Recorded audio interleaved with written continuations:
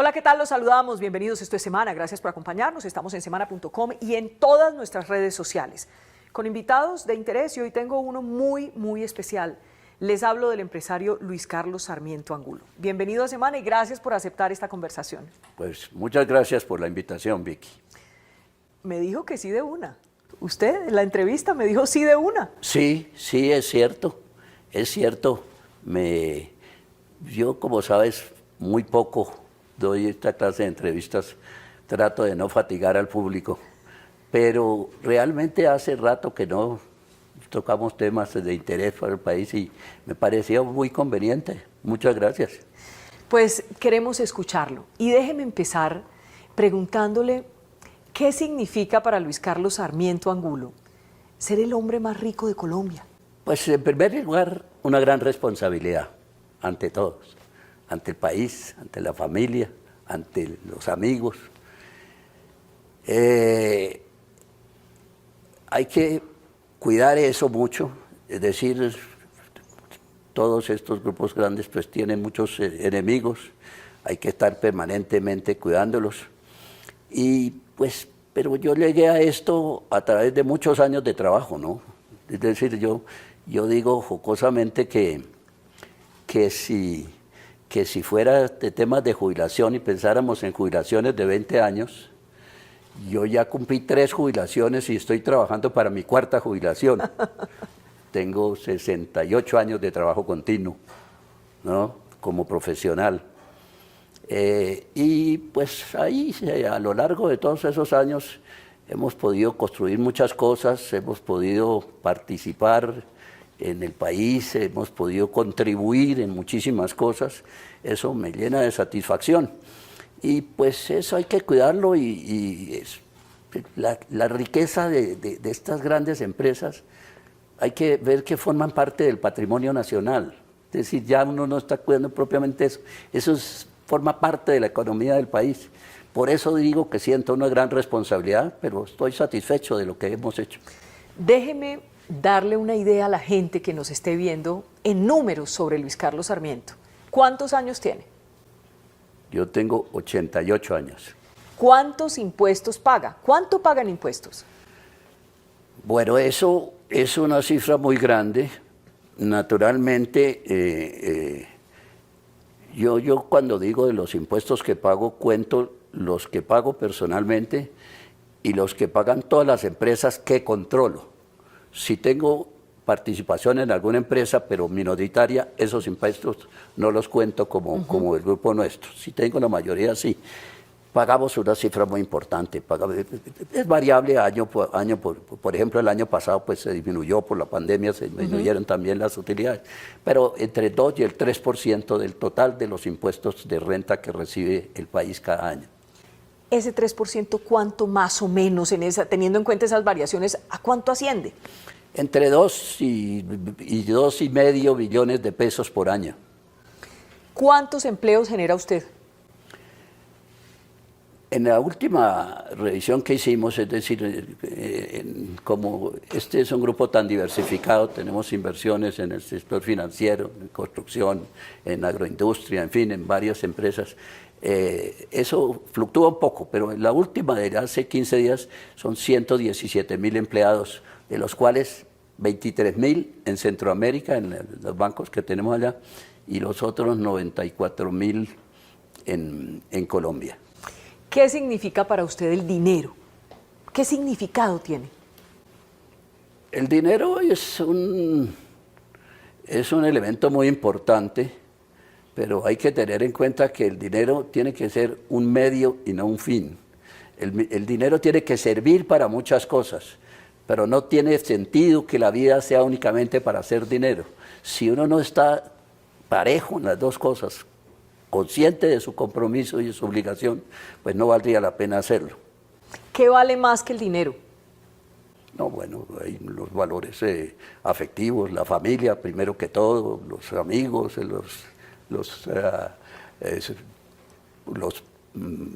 del país, los mismos ciudadanos, en fin, pero son áreas como diferentes, ¿no? Esto que te digo son más bien valores afectivos. Lo otro, pues sí es una cosa muy importante, es que me provoca tocarte un tema de una vez. Sí, de Aquí una vez. todos los días se habla de la igualdad y se critica mucho y hay que hacer que todos seamos iguales.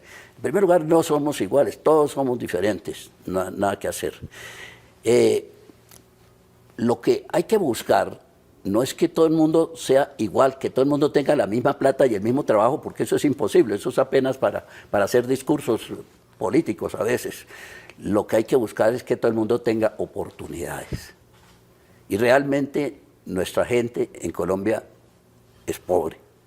Nosotros somos pobres, los ingresos nuestros son bajos. Y se habla mucho de que las grandes empresas se quedan con el dinero. Permíteme hacer una pequeña aclaración. Las grandes empresas son las que producen el dinero. Si no hubiera esas empresas, entonces se habla de que la repartición es... Si no hubiera esas empresas no habría nada que repartir. Entonces, para ser justos en la repartición, lo primero es que haya algo que repartir. Y eso sí, ese es un derecho de todos los ciudadanos. Lo que los países tienen que buscar y todos tenemos que buscar es que todos tengan oportunidad, que haya trabajo para todos, trabajos decentes, bien pagados. Y es cosa de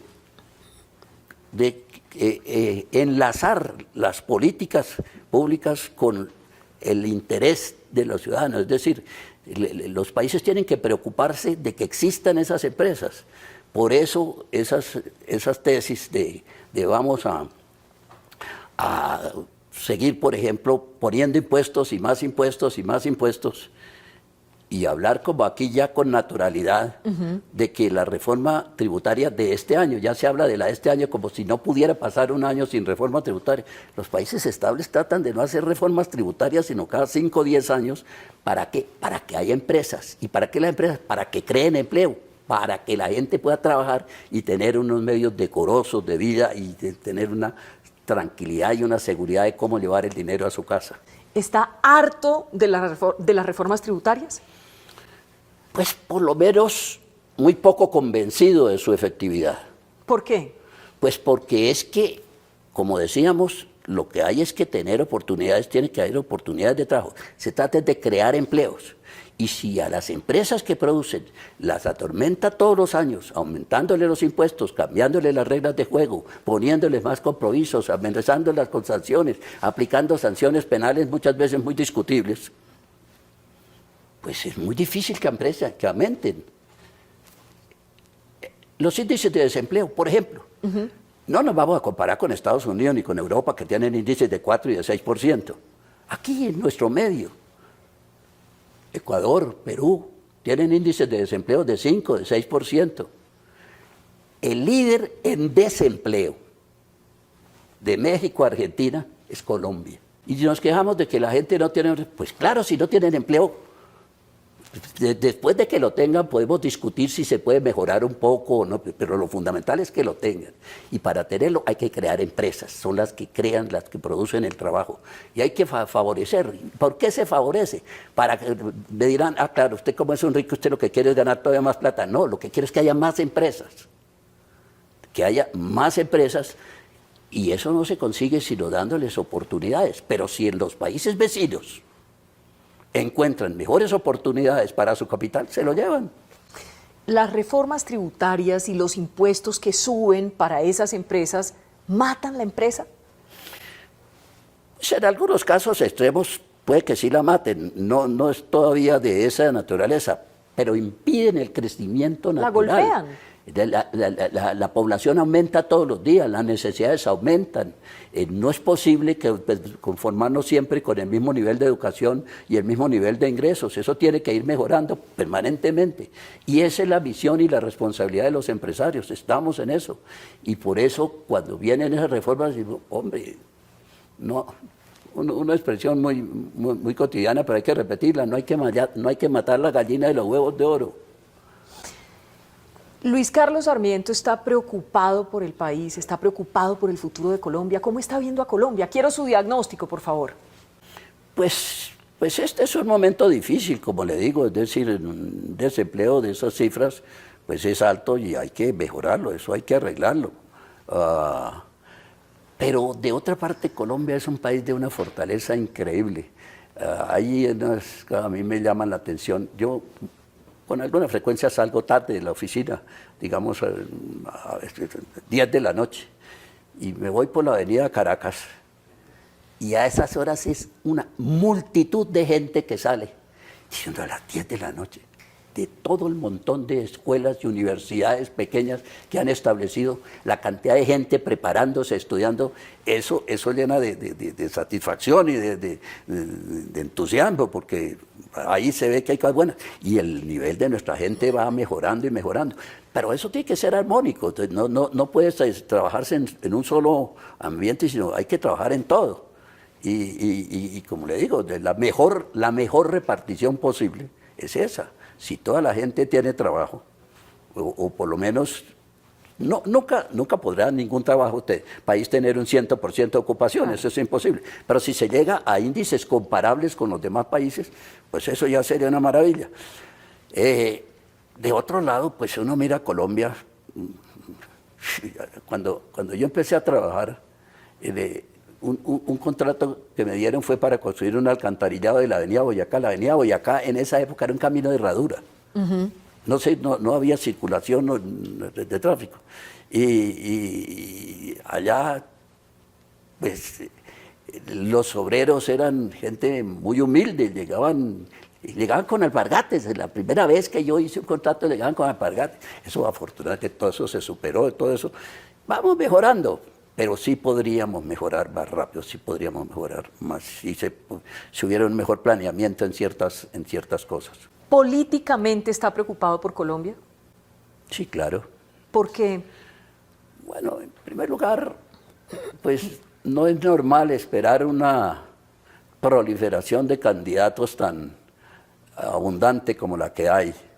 Pues naturalmente estaría uno más confiado y más tranquilo si hubiera 2 o 3 o 5 candidatos con su prestigio bien merecido de años de trabajo y tal. Pero bueno, Colombia ha tenido muchas crisis y siempre hemos salido bien.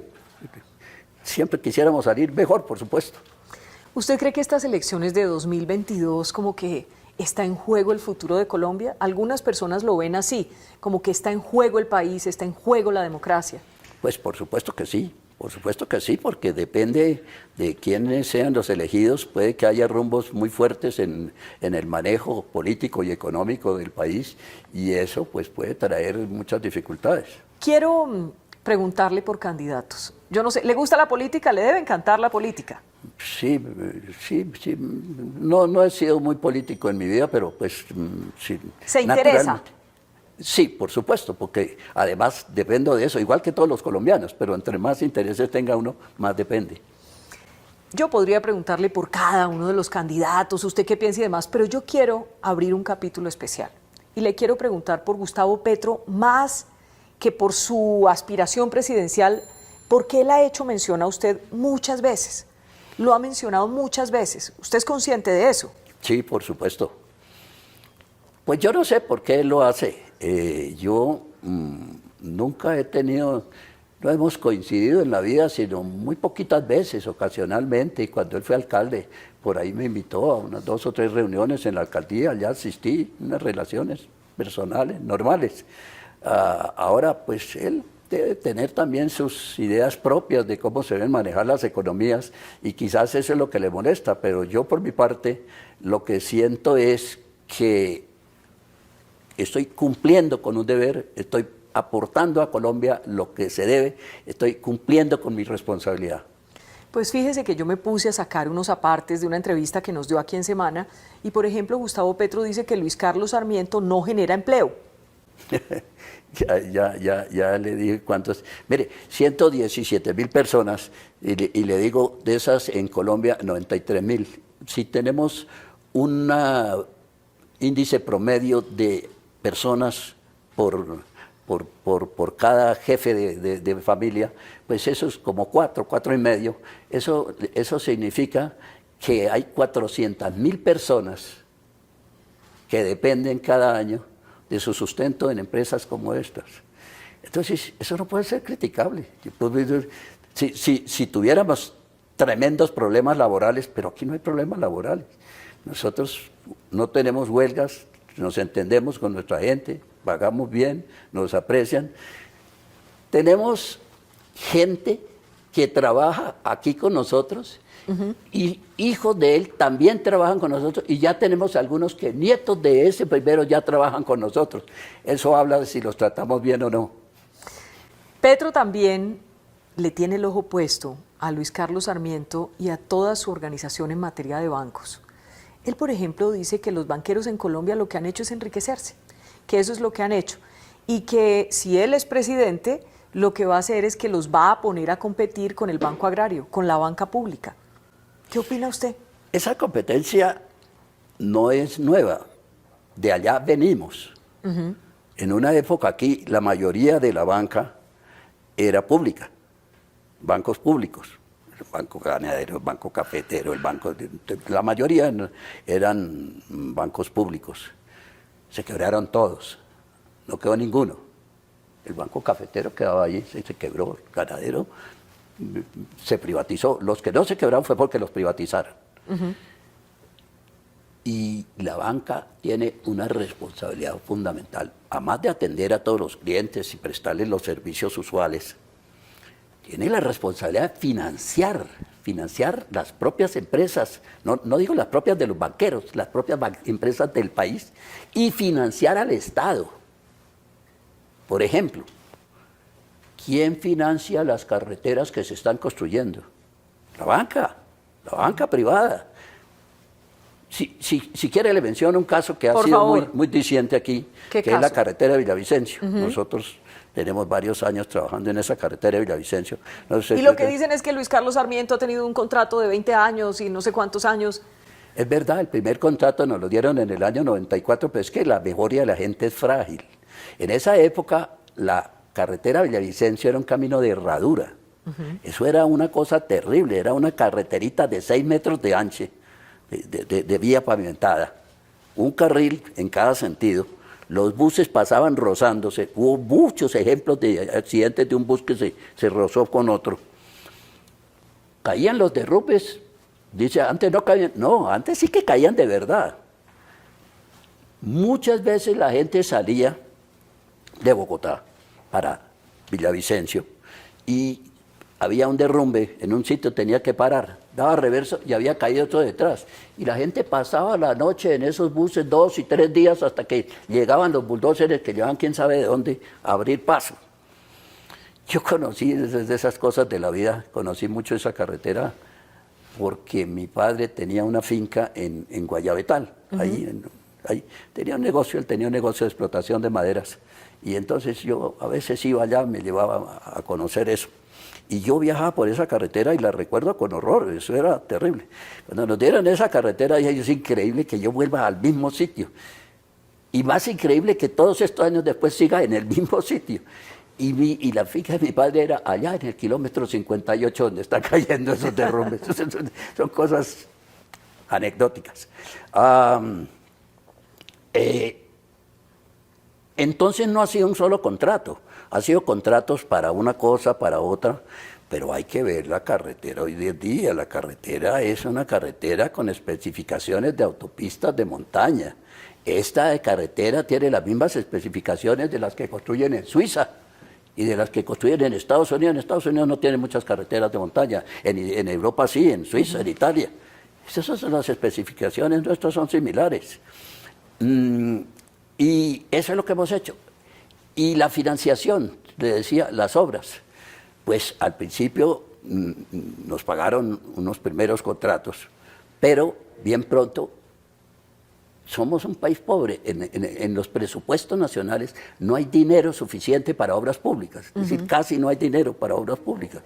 Entonces la fórmula que se han inventado, no aquí, es universal además, es pues obtener créditos para construir las obras y luego con la utilización de esas mismas obras pagarle a quienes financiaron la construcción y además sacar dinero suficiente para mantenerla, para que la gente sí pague los peajes. Y ahí quiero aprovechar para disipar una duda. Todos los días se dice, no, es que los peajes de la carretera... Ah, sí, que los peajes son muy caros en la vía Villavicencio. Que son muy caros. En primer lugar, el costo del mantenimiento depende de la calidad de la vía. Naturalmente, si tenemos una carretera en los llanos, con unos terraplenes mínimos, absolutamente plana, con muy poquitas curvas, el mantenimiento es una cosa. Pero si tenemos una carretera como esta, o como la que inauguraron ayer, del paso de la línea, llenas de túneles, puentes, taludes, cunetas, el mantenimiento es mucho más costoso. Pero es que es lo que se necesita, porque no tienen, las carreteras tienen que ir de un sitio que ya exista a otro que ya exista. No tiene sentido decir, bueno, entonces hagamos carretera en los llanos, no, porque si no hay gente, ¿qué hacemos? Claro. ¿No? Entonces, hacemos esas carreteras y del mismo peaje hay que sacar el dinero para amortizar los créditos.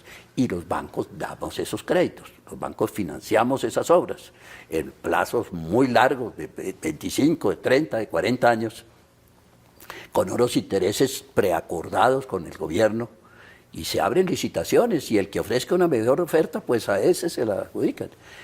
Le voy a contar otro detalle.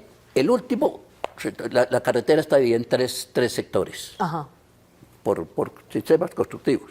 El último sector de esa carretera de Villavicencio, pero este ya es de la nueva calzada, es decir, en principio, como les contaba, era una carreterita de 2 vías. Actualmente tenemos 2 vías, cada una de 2 carriles. Tenemos 2 carriles para un sentido y 2 carriles completamente independientes en el otro sentido. Eso ya hace una diferencia abismal en el funcionamiento. Y en esa carretera, le doy este dato. ¿Cuánto ha pagado? Estamos trabajando en el tercer sector, estamos cumpliendo el programa, estamos ya en el 93% de ejecución de ese tercer sector, los otros ya los terminamos. ¿Y cuánto le ha costado esa carretera al gobierno colombiano hasta este momento? ¿Cuánto? 0 pesos. ¿0 no han pesos? pagado un centavo, ninguno. No es por un abuso, no es porque estén incumpliendo, no es porque se estén aprovechando. No, así fue el contrato. El contrato es... ¿Se paga con los peajes? Se paga con los peajes. Entonces, cuando después se sorprende, dice, es que el peaje es muy caro. Sí, pero es que el peaje no es únicamente para mantener la vía, sino para mantenerla y para pagar el costo de la construcción. Ahora, si no se quiere hacer eso, pues no habría que darle mantenimiento, claro, pero es porque no existiría la vía. Bueno, pues ese paréntesis de todo lo del tema de Villavicencio estuvo muy bien porque la gente se queja y se queja, como usted lo decía anteriormente. Déjeme volver a Gustavo Petro, que no habíamos terminado con Gustavo Petro. Gustavo Petro también dice, básicamente, que los fondos de pensiones, el sistema que utilizan los fondos de pensiones privados no sirve. Y lo que uno piensa de todo lo que él dice es que él básicamente iría contra los fondos de pensiones porque le está ofreciendo a la gente que con 4 salarios mínimos se quede entonces en las pensiones del Estado y no vaya a los fondos. ¿Usted cree que esa opinión que tiene Gustavo Petro con respecto a los fondos de pensiones es la adecuada, es la conveniente? ¿Está de acuerdo con él? Pues, es decir, independientemente de que sea la opinión de Petro o no, pues yo le propondría, analicemos cuál es la realidad. Por muchos años en Colombia la única fuente para pagar pensiones de jubilación era el Instituto de Seguros Sociales. Y todos recordamos las filas que iba uno por la calle y veíamos filas de 2 cuadras y de 3 cuadras de gente haciendo fila a ver si le pagaban su pensión. No había fondos, el Seguro Social nunca constituyó una reserva, nunca ni todavía. No tienen un peso de reserva para pagar pensiones. Los dineros que reciben los utilizan en los pagos y provisión 0. Los fondos de pensiones, el 7% tiene que ir primero a pagar las pensiones que ya se estén causando, que ya las hay desde luego bastante. En Porvenir, por ejemplo, ya tenemos 100.000 pensionados. Y el resto para crear reservas. La mayor parte de esa plata que se recibe en los fondos de pensiones es para crear reservas, para garantizar que al futuro, cuando una persona haya cumplido las condiciones de su edad y de su tiempo de trabajo y ya tenga derecho a cobrar la pensión, todo lo que tenga que hacer es ir a la entidad donde está afiliado y se la pagan inmediatamente. Es más, hoy en día todo eso está tecnificado. Ya simplemente se llega el día, manda sus papeles y la plata se le consigna en el banco. Ya ni siquiera tienen que hacer esas filas que eran ominosas, no eran humillantes, horribles. Bueno, entonces, otro dato que le doy. En esas pensiones, esos fondos que hay en las pensiones es la plata que han pagado las empresas y los trabajadores, mayormente las empresas, la proporción es mucho mayor, pero es justo que sea mayor. Y eso es igual a las reservas que tienen los fondos. No, las reservas que tienen los fondos son muchísimo mayores, porque por cada peso que ponga un afiliado allá, el fondo de pensiones tiene que ponerlo a trabajar en inversiones. Y esas inversiones forman parte de los fondos que le pertenecen al afiliado, no al fondo de pensiones, pero de la cuenta del afiliado, no a los empresarios ni mucho menos. Entonces, ahí en la parte de los fondos que hay ahorita, que es una reserva considerable, es una reserva que le pertenece, ojo con esto, esa reserva le pertenece a los trabajadores de Colombia. Esa plata es la que le garantiza que le van a pagar sus pensiones. Esos traslados alegres que se dice, pasémoslo para allí o pasémoslo para allá, si los van a hacer, que digan primero y con qué van a responder de las pensiones. Si entra la plata esté en los fondos de pensiones, ahí está la plata. Y la certifica la superintendencia bancaria, tiene el control de las autoridades, dónde está la plata, en qué está invertida, qué rendimientos tiene. Tiene normas. Si un fondo de pensiones se le da porque tiene unos rendimientos muy bajos, los empresarios tienen que pagar de su bolsillo el faltante para completar el promedio de lo que dan los otros. Y esa idea que ha promovido Petro y otros, de que usted se ha enriquecido con las pensiones de la gente, con los ahorros de la gente. No, yo no. Yo me he enriquecido, ya le dije cuál es la primera razón. Es que ya estoy en la cuarta jubilación, es que he trabajado más que cualquier otro colombiano. En segundo lugar, pues yo me preparé, ¿no? Yo soy ingeniero civil, me gradué de ingeniero a la edad de 21 años, entonces la profesión era 6 años. Ser ingeniería eran 6 años, yo a los 21 años me gradué, modestia aparte me gradué con el primer puesto en mi promoción. Ya trabajaba medio tiempo. Yo trabajaba en los últimos 3 años, mientras yo estudiaba, yo trabajaba medio tiempo. Siempre me estudié en entidades oficiales. Yo estudié todo mi bachillerato en el Colegio Nacional de San Bartolomé, mi profesión en la Universidad Nacional. Vivo en un agradecimiento que no tengo con qué pagar la educación que me dieron, no la podría soñar mejor. Y entonces he trabajado mucho y me he asesorado de muy buena gente, he logrado mantener el interés. Pues para poder lograr ese interés hay que ser justo en los repartos, o sea, en los salarios que se les pagan, en las bonificaciones, en las condiciones. Y yo creo que los resultados hablan por sí solos. No sé cómo toma usted esta pregunta, si es rara, pero ¿teme usted que si llega Gustavo Petro a la presidencia, lo persiga y persiga a su organización? Pues es muy difícil para mí saber qué piensa él, pero lo que yo sí veo es que él, a través de todo lo que dice, y él es muy fuerte en sus comentarios, pero de todas maneras también es una persona que tiene un interés como colombiano y como político en tener éxito, y yo creo que cuando él llegue allá y pueda constatar la realidad y ver las cosas, pues cambiará su manera de pensar. Si le dedica el tiempo necesario y si se asesora suficientemente, verá que las cosas son como les estoy diciendo. Usted siempre ha estado en Colombia, usted no se ha ido. Nunca. Su empresa también está Así es. en Colombia. Si gana Petro, ¿usted se va o se queda? No, yo no, eso no he pensado en ese, no tengo ese. Yo siempre he estado aquí, mi familia está aquí, todos estamos aquí, nuestros negocios están aquí. ¿Por qué decidió quedarse aquí? ¿Por qué toda la vida aquí? porque yo quiero este país, yo nací aquí, mi familia es de muchos años atrás, de mi padre, mis abuelos, un montón de generaciones por allá atrás.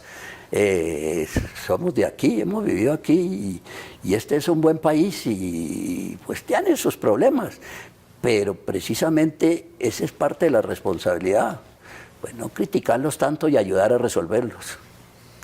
Cuando le digo Julio Mario Santo Domingo, ¿qué recuerda? ¿Qué se le viene a la cabeza? Julio Mario, un buen amigo, ya desapareció, pero un hombre un gran empresario. Él sí pasaba la mayor parte de su tiempo en el exterior, él vivía la mayor parte de su tiempo. Pero yo lo conocí, hicimos varios negocios juntos y tengo muy buen recuerdo de él.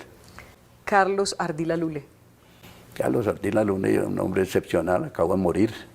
Y tengo además la relación familiar de que su hijo está casado con una hija mía. Entonces, pero pues el aprecio es muy grande. Yo siempre lo sentí como un gran empresario, un gran colombiano. ¿Siente que queda usted? Sí, pero también va saliendo más gente, van apareciendo más gente. Y ahí es donde yo reclamo. No persigamos tanto a los que asoman la cabeza, porque es que entonces nadie se vuelve a atrever a sacarla.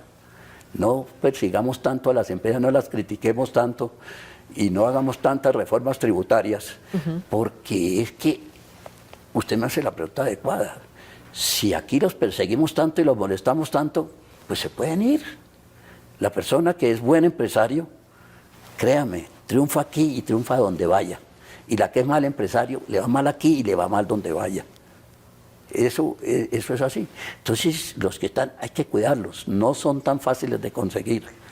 Cuando piensa en esos dos que le preguntaba, tanto en Santo Domingo como en Ardila, le quiero preguntar, Sarmiento, ¿qué quiere dejarle a Colombia?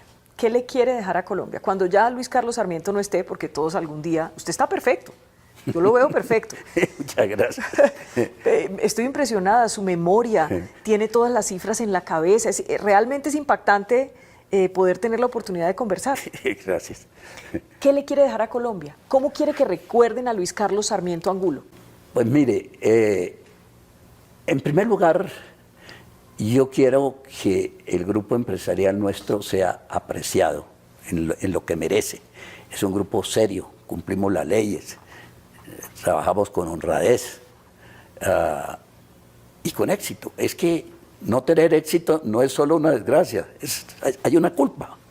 Bueno, yo he tenido a lo largo de toda mi vida una política de ayudar.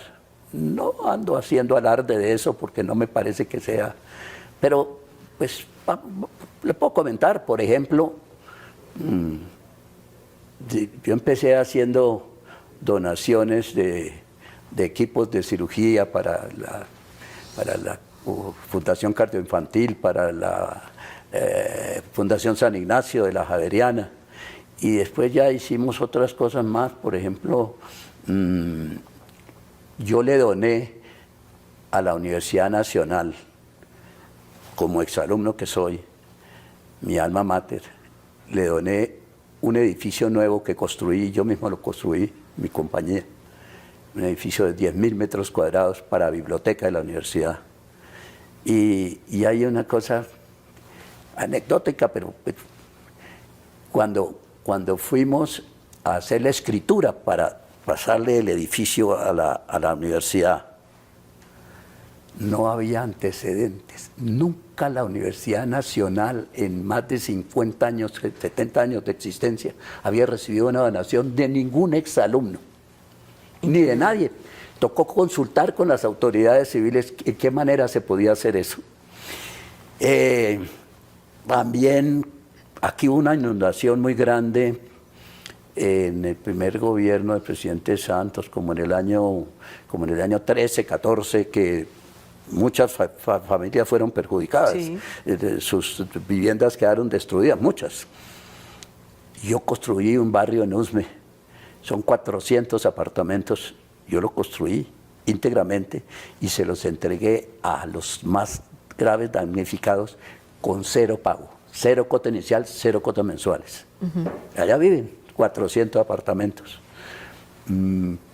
Una cosa similar en Cartagena, otra inundación, allá les di otros 50 casas, también donamos. Ahora, con el motivo del COVID, las donaciones que hicimos para mercados, para importación de equipos, eso fue algo más de 120.000 millones de pesos el año pasado. Hemos hecho muchas contribuciones, algunas otras se me olvidan en este momento, pero para mostrar, es decir, eso forma parte no solamente de una metodología de hablar, sino de hacer también. Ahora, estoy muy próximo a terminar una obra que me siento muy orgulloso, que se llama el CETIC, a lo mejor la han visto en la calle 170, con la carrera 15. Es el Centro de Investigación del Cáncer. El Centro de Tratamiento e Investigación para el Cáncer. Esa es una obra muy grande, es decir, va a tener la primera etapa, que es la que vamos próximos a terminar, son 100.000 metros cuadrados de construcción. Por ejemplo, el doble del área total de este edificio. Este edificio tiene más o menos 50.000, eso tiene 100.000. Es la primera etapa. Muy grande, y quiero que sea lo máximo en estudio e investigación sobre cáncer que exista, no solo en Colombia, sino en los países de la región. Tenemos mucho tiempo trabajando en eso. Ya la construcción, ya tengo 4 años. Antes de eso estuve 3 años haciendo investigación, informándome un poco de cómo era eso. Fui a Estados Unidos, a los hospitales de cáncer más grandes, al MD Anderson, al Johns Hopkins, en fin. Allá me atendieron muy bien, me ayudaron mucho, me dieron mucha información. Y ya estamos terminando la construcción de esta primera etapa la vamos a terminar este próximo mes, ahorita en diciembre. Estamos en la dotación, comprando, importando equipos, que espero poder abrir puertas al público por ahí en unos 6 meses ya, y prestar un grandísimo servicio con eso. Vale la pena también citar la cifra. Hasta este momento, esa inversión nos va costando 1.200.000 millones de pesos. Es una fundación sin ánimo de lucro. Nosotros no esperamos tener nunca rendimiento de esa plata. Naturalmente, con todos los servicios que se produzcan, tendrá que haber un superávit. Claro. El compromiso es que ese superávit se reinvierta en el mismo hospital, mejorando, adquiriendo lo último en tecnología, en equipos, y hay un edificio de junto que tiene 10.000 metros cuadrados únicamente para investigación, porque en Colombia hay mucho cáncer, muchísimo cáncer, y las instituciones existentes no son suficientes, no hay suficiente capacidad para eso, y no se investiga nada. No se investiga nada. Por ejemplo, aquí el cáncer de estómago es uno de los el más profuso y en muchísimos casos. Y todos los tratamientos los traemos de Estados Unidos. Y en Estados Unidos el cáncer de estómago es apenas el 1%, aquí es el 10%. Entonces dicen, no, pero debería ser al contrario, la investigación debería estar aquí y se la deberíamos vender a ellos o suministrársela, como fuera. Pero son contrasentidos. Por eso entonces, y darle oportunidad a los profesionales colombianos. Me he encontrado que hay profesionales colombianos extraordinarios.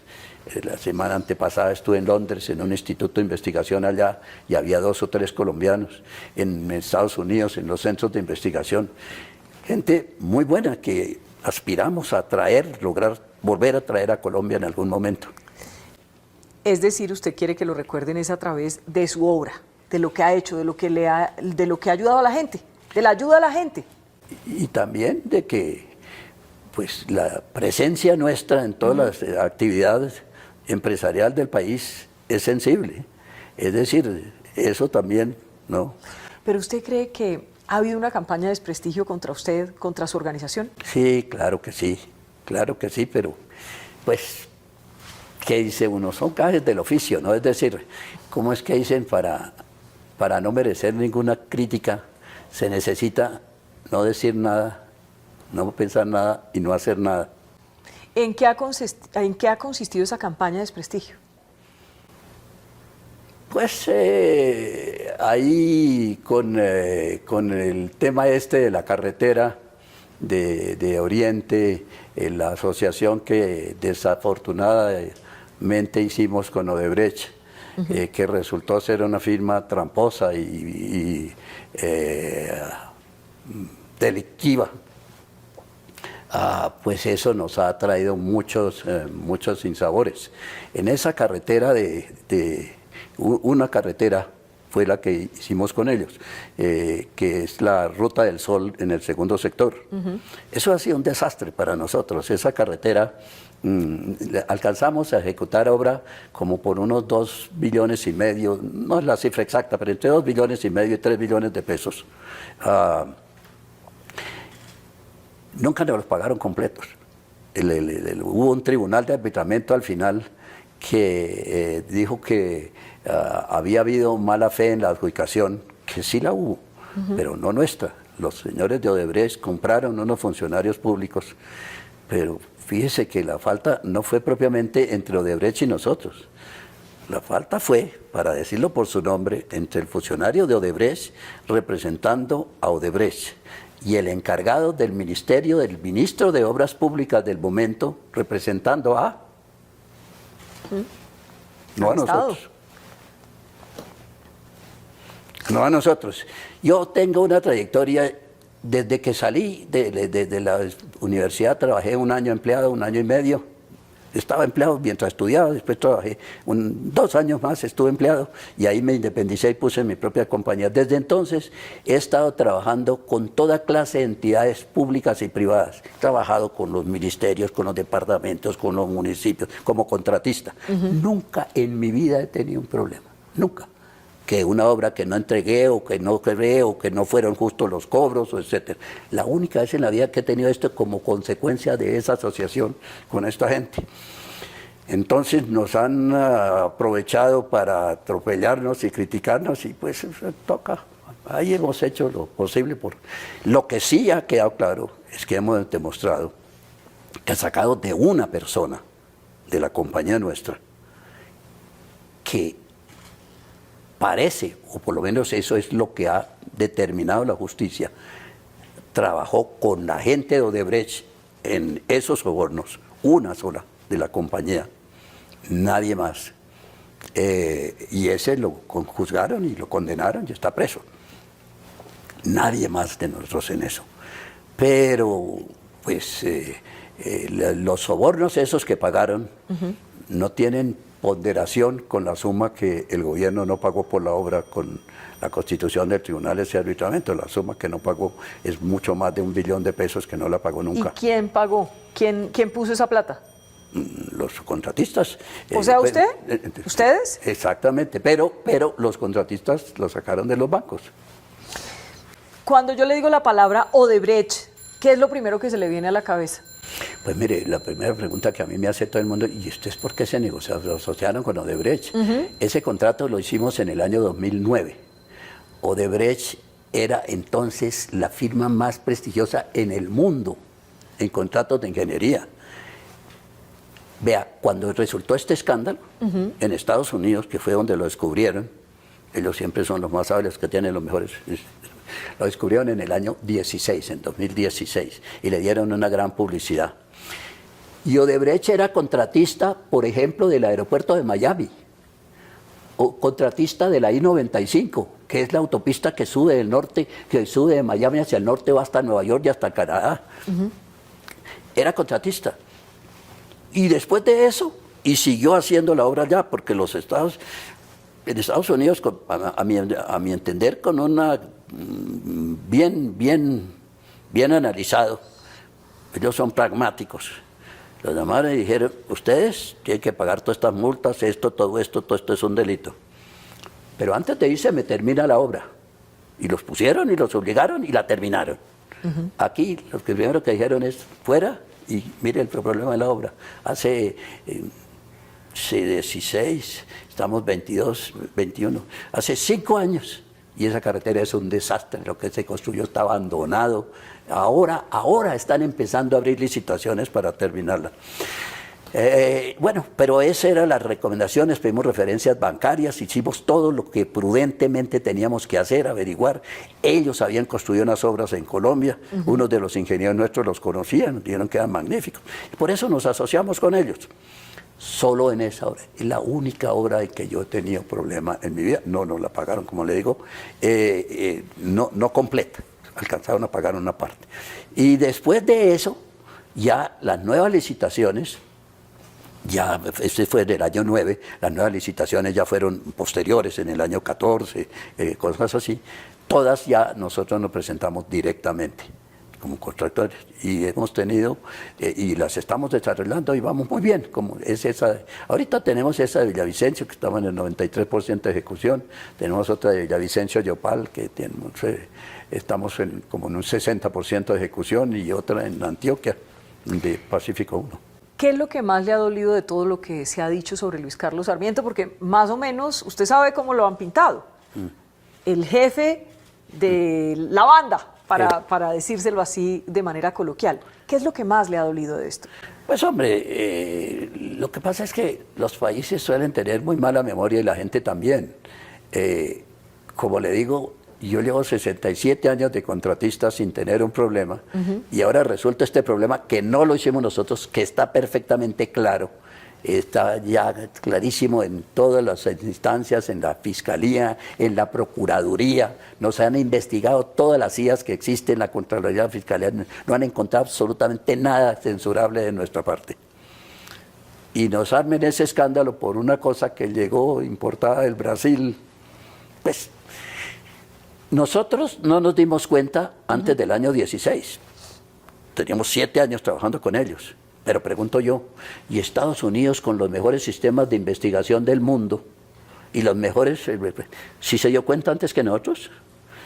Y las autoridades colombianas, y en fin, todos los países donde delinquieron, Ecuador, Perú, Venezuela, Argentina, casi cógelas con el mapa y póngales una cruz a todos. Tampoco. Solo ahí fue que vinimos a percatarnos de eso.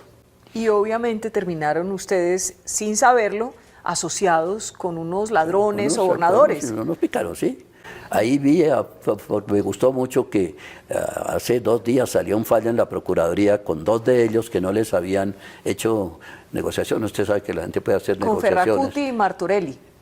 A esos 2 los sancionaron con una multa a cada uno de 16.000 millones de pesos y la inhabilidad para contratar por un número largo de años. Los primeros tuvieron una suerte diferente, a los primeros les dieron una amnistía y dieron una información.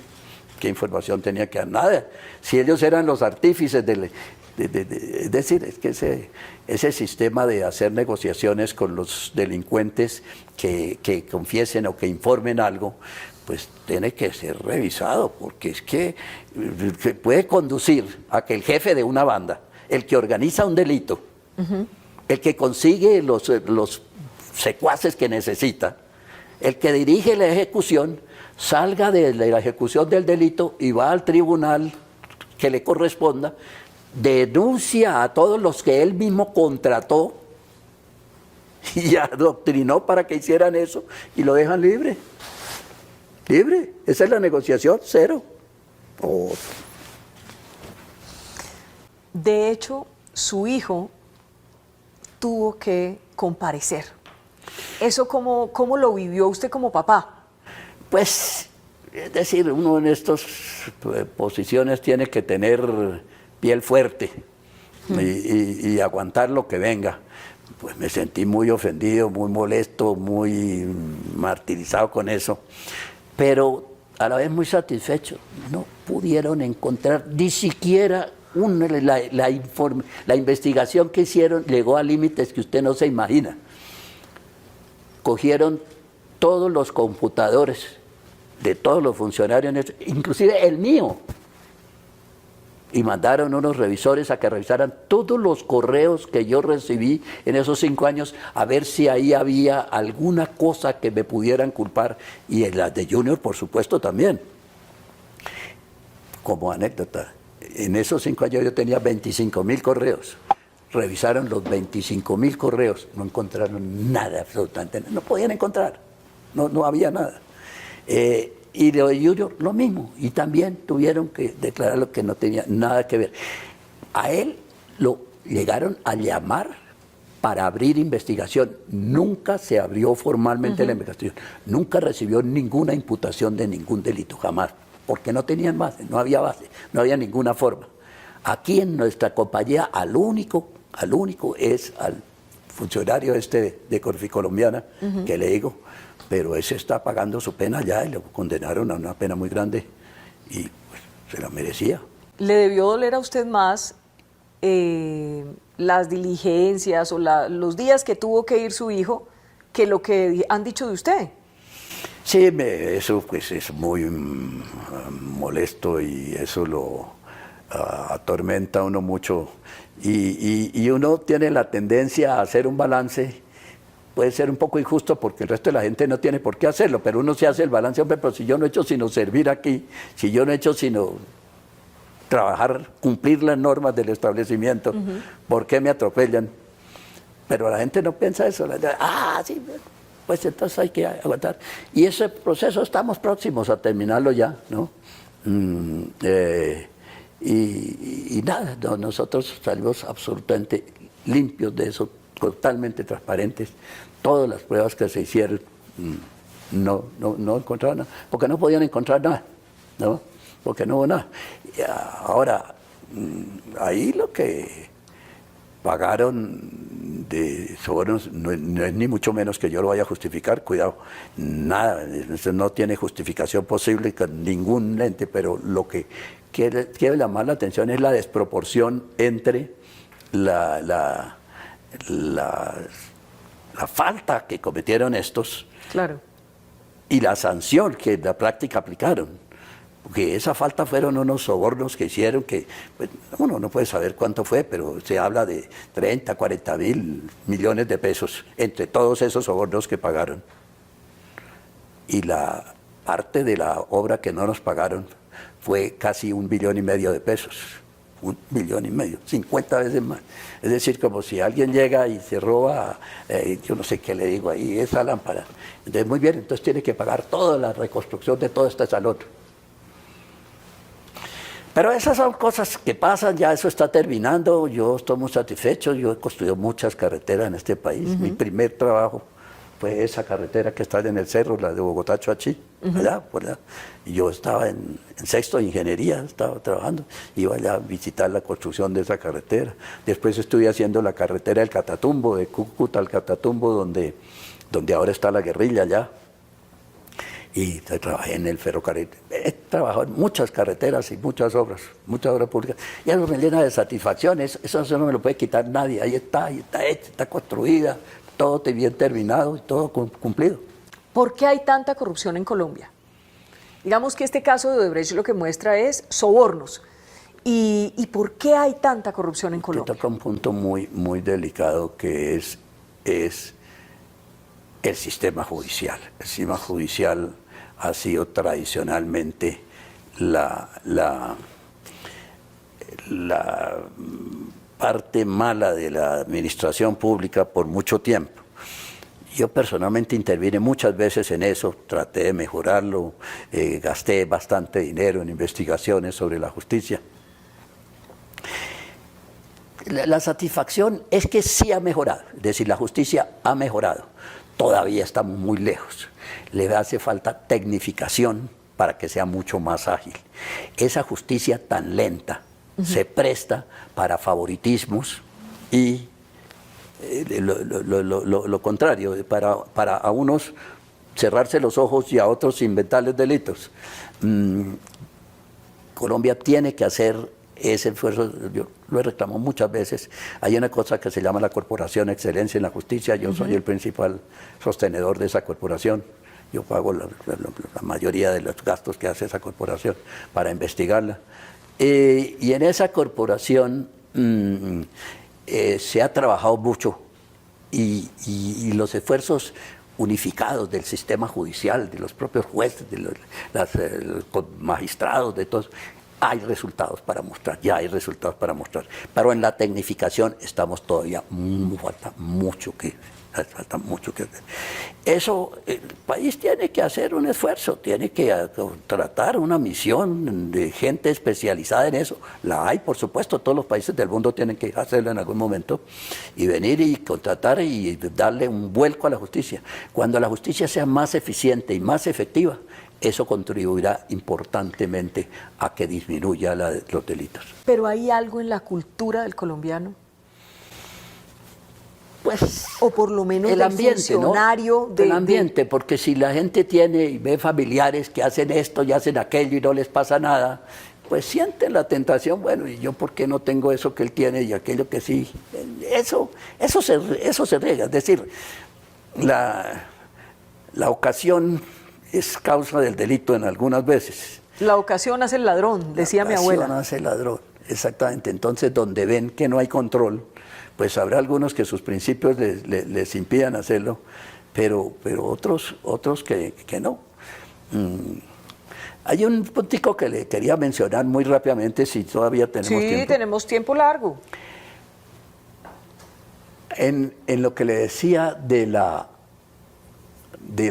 obligación, de la responsabilidad de producir oportunidades para que la gente tenga a su vez la capacidad de conseguir empleos buenos. Y eso es lo que le da la estabilidad, lo que le da estabilidad a la familia, lo que garantiza el estudio de los hijos para que las generaciones vayan ascendiendo, ¿no? Hay una cosa que dice, bueno, en Colombia, ¿cómo qué puede hacer? ¿Por qué? Un político, yo no soy político, ni he sido, ni lo seré jamás, pero... Perdóneme una cosa, ¿algún día le propusieron lanzarse a la presidencia, ser senador? ¿Algún día le propusieron? Nunca, ni una idea loca. Sí, pero en charlas de borrachos. ¿Sí? Bueno, estas carreteras de Villavicencio, yo ya llevo 20 años trabajando ahí, y la ascendiente de las propiedades de mi papá allá, me han permitido construir el llano. Me han permitido, conocer mejor el llano, los llanos. Y esa es una región que no hay con qué pagar, eso es algo increíble. Mire, las más importantes reservas de petróleo del país, o casi todas, están en los llanos. Los llanos tienen en recursos hídricos, es uno de los casos que se citan en los estudios mundiales. Es el séptimo u octavo en disposición de agua. Entonces, la agricultura es agua. Si hay agua, hay agricultura. Si no hay agua, la agricultura es a unos precios imposibles. Tiene todas las ventajas, tiene los paisajes más... Entonces, el llano es para desarrollar la cosa más extraordinaria. Mire, rápidamente, Colombia. Colombia tiene desarrollado la zona de las cordilleras. Y eso nos viene desde los españoles, porque pues llegaron por los mares, entonces ahí están las cordilleras, ahí se quedaron. Y ahí nos quedamos y ahí seguimos estando. Eso es el 47% del área de Colombia. La parte de la estribación de la cordillera oriental, hasta el lindero oriental del país, es decir, Venezuela, Brasil, Perú, etc., eso es el 53% del área. Primer punto. Hay más terreno sin desarrollar que terreno desarrollado. En gracia, digamos que sí, como mitad y mitad. La densidad habitacional, como consecuencia de eso, en la parte desarrollada, está en algunos sitios 80, 90, hasta 110 habitantes por hectárea. Es decir, podemos hablar de unos 100 habitantes por hectárea como promedio. En los llanos tenemos 5,5 habitantes en los llanos, en toda la parte oriental que le digo, en ese 53%. Sí. Naturalmente también hay diferencias en unos departamentos con otros. Allá hay la densidad poblacional es de 5,5%. Eso es nada. O sea, allá hay unas tierras inmensas con toda clase de potencialidades. Y eso no tendríamos que inventarlo, eso ya se lo inventaron, eso se lo inventaron los argentinos hace muchos años y te dieron un centro que sigue siendo el principal centro de producción agrícola de Argentina, y los brasileños ni se diga, y también lo tienen, y nosotros no hemos hecho nada en eso. uno dice, ¿y los demás países por qué no? Porque es que se necesita esa situación tan particular de que no solo exista la necesidad, la gente, sino el terreno en el cual se pueda desarrollar, lo tenemos. ¿Verdad? Yo he invertido un poco de dinero en eso, investigando. Me parece que eso sería una solución para Colombia. Explorar y explotar todos los llanos. Pero con un programa nacional, con permanencia, que la planeación nacional lo estudie, que comprometa no al gobierno de turno, porque si viene el gobierno de turno y el último año ya no hace nada, entonces desarrollar eso en 3 años eso es imposible, eso no se puede hacer. Tiene que ser un programa con permanencia, que se hagan los planos, los estudios, que se obtenga el financiamiento. Es perfectamente posible obtener financiamiento para eso. Yo tengo unos amigos en la universidad en Estados Unidos, se me fue el nombre de la cabeza en este momento, pero allá está la Facultad de Ingeniería, que es considerada la mejor facultad de ingeniería del mundo. Y yo estuve allá hablando con el rector y el consejo allá varias veces. Les pregunté si querrían venir aquí a hacer un programa. Y encantados, vinieron allá, altos funcionarios de allá estuvieron aquí. Y al final salieron en planeación, les hicieron un contrato por $1 millón. Un contrato por $1 millón, para lo que estamos hablando, eso es una broma de mal gusto. Es decir, los estudios, por decir una cifra cualquiera, unos estudios serios, confiables, sí, pues ¿qué valdrán? 150, 200 millones de dólares los estudios. Pero eso, lo que significaría para producción en este país, no se imagina. Tienen todo, allá está todo, ¿no? O sea, esa es como una idea. La última gran idea que usted ha tenido. La última. Es que algo tiene que pensar cuando no duerme por la noche, ¿no? ¿Cuántas horas duerme al día? Muy pocas. Duermo muy mal, pues yo me acuesto como entre 12:30, 1 de la mañana y me levanto a las 6:30. La gente sueña con jubilarse. ¿Usted por qué no se ha jubilado? Porque me gusta lo que hago. ¿Le gusta trabajar? Créeme, me encanta. Me encanta obtener resultados, me encanta ver las cosas, ver lo que se hace. Pero si hasta trabaja los sábados. Sí, eso sí, eso ya es un resabio viejo. ¿No? Pero eso de los llanos, esa es una cosa muy importante. Eso se debería hacer. Y unido a la carretera. Es que eso allá, un programa, pero sin la unión con Bogotá, era imposible. Pero la carretera ya estamos para terminarla. Queda faltando un sector, yo digo que eso es a la colombiana, es decir, sí, son 3 sectores en cada vía, una hacia allá y otra hacia acá, o sea, 6 sectores en total.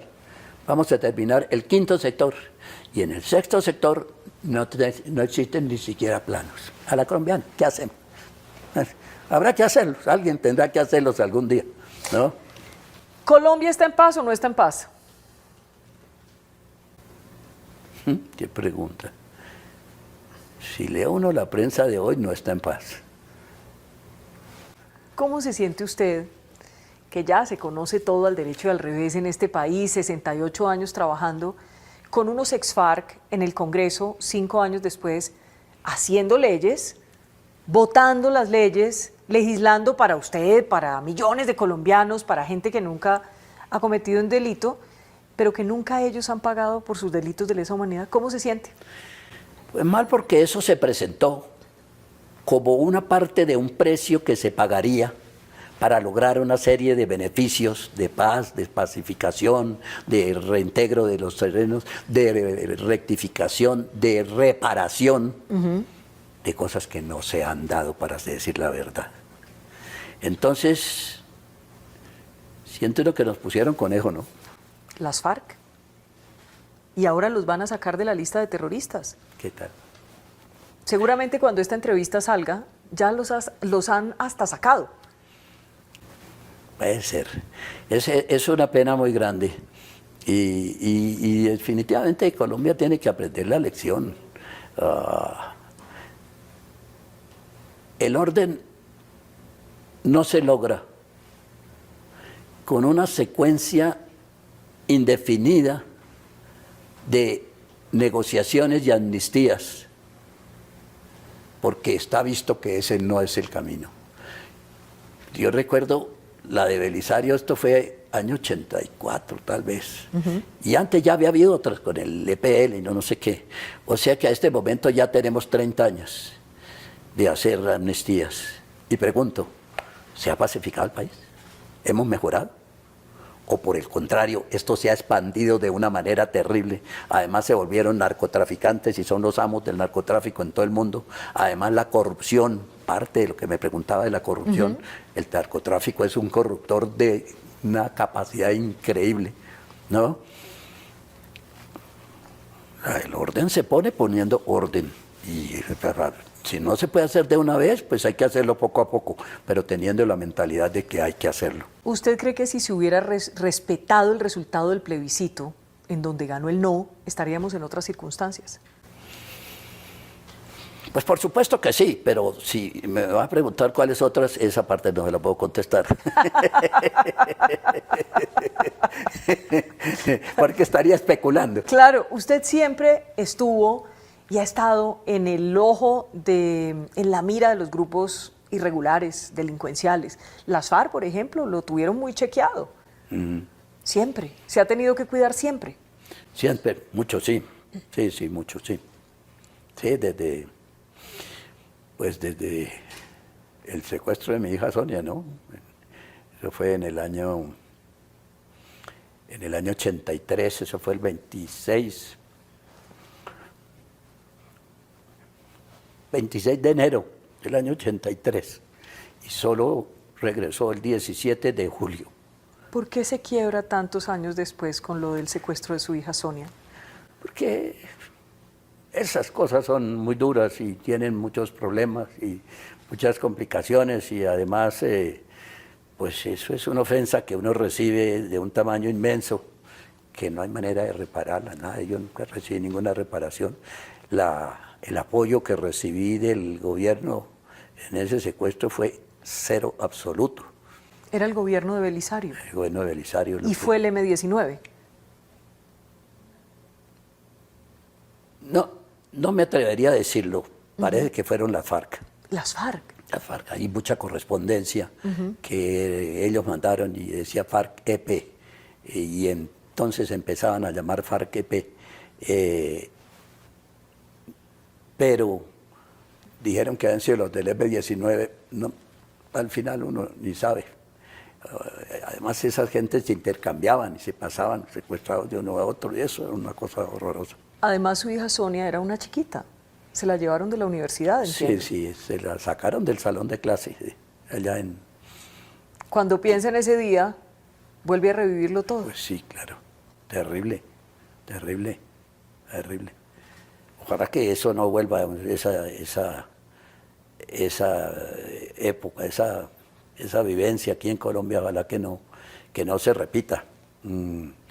Y uno diría, gracias a las amnistías hechas, pues tal vez en parte algo haya contribuido, pero realmente ha contribuido mucho más la preparación del ejército y de la policía y la tecnificación y las actitudes de los gobiernos. Y yo allá en esa época lo resuelvo, lo puedo decir. Hablé con el presidente me dijo, mire, haga usted lo que pueda, pero en el gobierno no tenemos cómo resolver ese problema. O sea, lo dejaron solo. Absoluto. Y así lo manejé.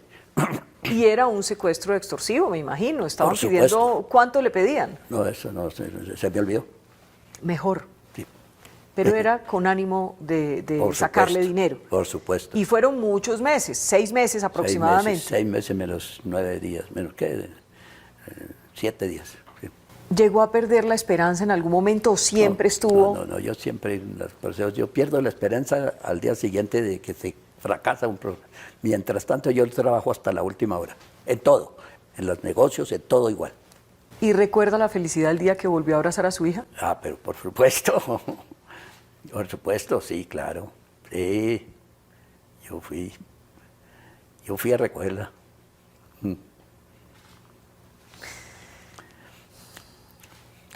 Son las cosas que pasan. En la vida, Sí. claro. Sí. Y hoy todos sus hijos básicamente trabajan con usted, trabajan en la organización. Sí, eso es dos teorías. ¿Cómo están ellos? ¿Qué hacen? ¿Qué hacen en la organización? Son dos teorías que hay en las familias. En una teoría, las familias, algunas familias dicen no queremos que los miembros de la familia trabajen en las empresas para evitar conflictos personales, conflictos de autoridad y cosas de esas. Otra teoría es la que yo aplico, yo quiero que todos trabajen aquí. Trabajan en muchas áreas, es decir, en los bancos, trabajan en la constructora, trabajan en los hoteles, trabajan en muchas de las áreas que tenemos en la corporación financiera, en muchas de las áreas y viven muy interesados y les gusta mucho hacerlo y producen y aportan y cuidan lo suyo. ¿Quién es el sucesor? Luis Carlos Junior, que él es el jefe, él es el presidente del Grupo Aval. El Grupo Aval es nuestro grupo central, claro, ¿no? Pero nosotros tenemos otras inversiones en agricultura, en industrias, y hay unas partes de esas que pasan por el Grupo Aval y otras que no. Entonces, pues, Luis Carlos, como presidente del Grupo Aval, es el que tiene la mayor injerencia, es el que tiene la mayor capacidad de decisión y de acción, pero hay comités y hay juntas y todos participan. ¿Le ha gustado ser dueño del tiempo?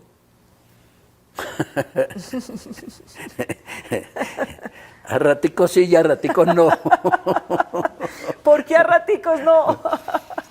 Porque pues pasan muchas cosas y la gente se siente maltratada y pues a veces de verdad la maltratan, muchas veces inconscientemente, pero igual se sienten maltratados, en fin, y porque pues la gente muchas veces piensa, usted como directora de medio lo sabe, la gente piensa que es casi uno omnipotente, no es sino ponga esto y se corrigió, no, eso no es así. Claro. Uno puede contribuir a que la verdad resplandezca, pero no puede hacer la verdad. No. ¿No? Entonces eso ahora, es interesante poder participar en procesos que generan desarrollo, que generan... Yo soy un convencido de crear riqueza.